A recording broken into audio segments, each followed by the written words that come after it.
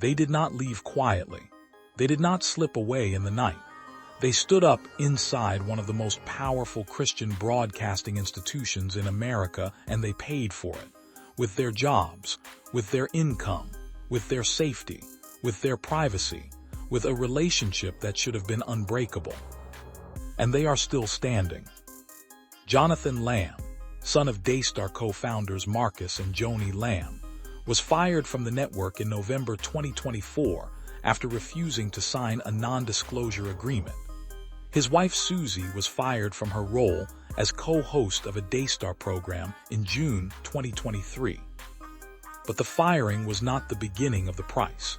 The price started much earlier, in the private meetings and the quiet demotions and the ultimatums and the tracking device that Jonathan found in his company car on a November afternoon when something told him to pull up the security cameras. On November 7, 2023, Jonathan Lamb said he felt a nudge in his spirit to check the security feeds at Daystar TV. As vice president of the worldwide Christian TV network, Lamb had access to all the cameras on Daystar's property. On one feed, he saw Daystar's head of security open the trunk of Jonathan's company car and reach around inside. A tracker, in his own car, at the ministry his parents built. The chances of me pulling up the camera at the exact moment, out of more than 30 cameras, Jonathan later said, felt like something more than coincidence. That was the first time in Daystar's nearly 30-year history that the ministry had put a tracker in a company vehicle. Beginning in July 2023, when Jonathan and Suzy refused to read a viewer comment on air praising Joni's marriage to Doug Weiss, the couple became targets of what they describe as bullying, intimidation, and spying. A viewer comment, that was the trigger. The moment Jonathan and Suzy exercised the most modest form of professional judgment, declining to read something they did not believe was appropriate, and the institution responded with a tracking device. On November 16, 2023, Daystar demanded that Jonathan sign an NDA or be stripped of his role as a Daystar executive and board member. Several months later, Daystar demoted Jonathan and reduced his salary by 40%.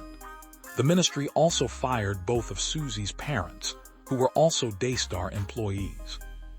Both of her parents, fired, because their daughter and son-in-law refused to sign a document that would have silenced them about what they believed happened to their child.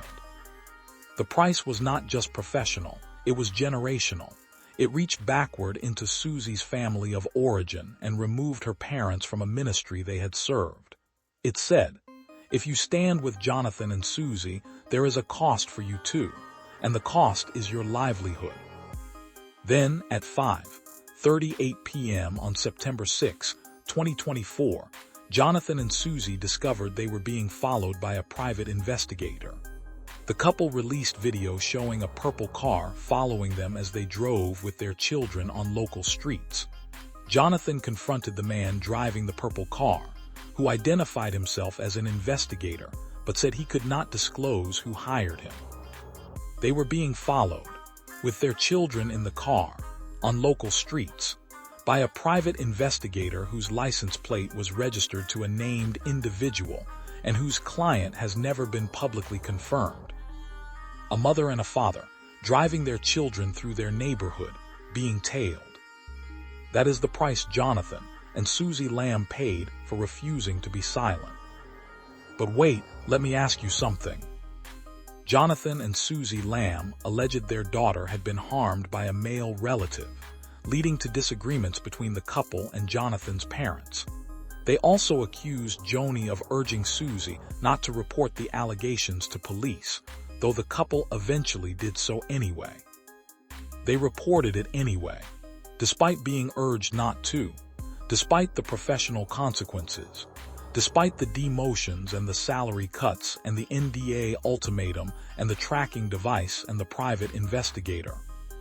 Suzy wrote on X after the police investigation was closed without charges, "When our child is ready to speak, she will, and the case will be wide open again.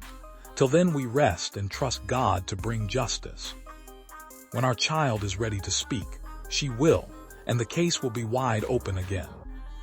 That is a mother, not a media strategist, not a public relations professional. A mother saying, "I am not done. The investigation closed. We are not done." At Joni's public memorial service, Jonathan was present but was not a featured speaker. He was seated away from cameras and away from the main family section. His invited guests were separated from him. Security personnel followed those guests when they left during the eulogy.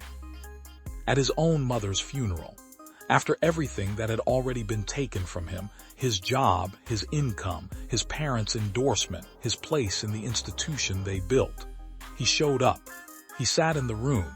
He honored his mother the only way available to him.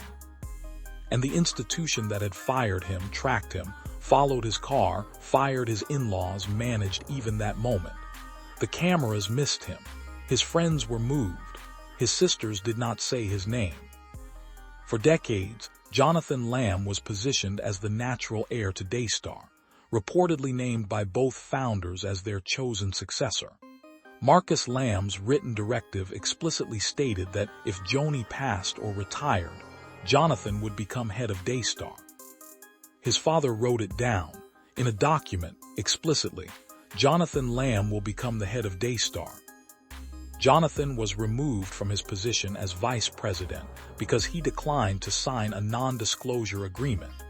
He was then demoted to manager, running the company cafe.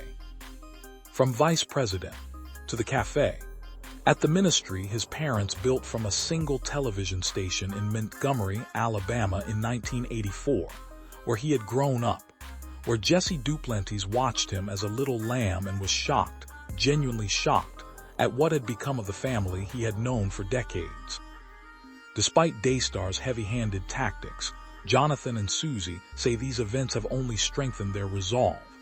Jonathan said the incident with the tracker has convinced him that something larger is at work.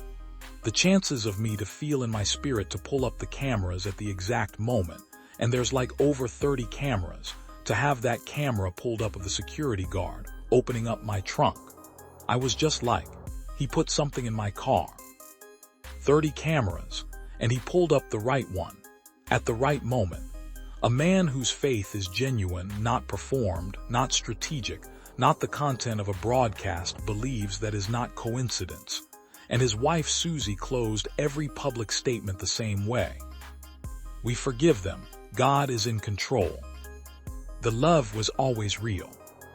The price Jonathan and Suzy Lamb paid was the price of not being silent, of not signing the document, of reporting what they believed happened to their daughter even when every professional and financial lever was pulled to make them stop, of showing up to a funeral that tried to make them invisible, of living down the road from the institution that would not call them when Joni was dying.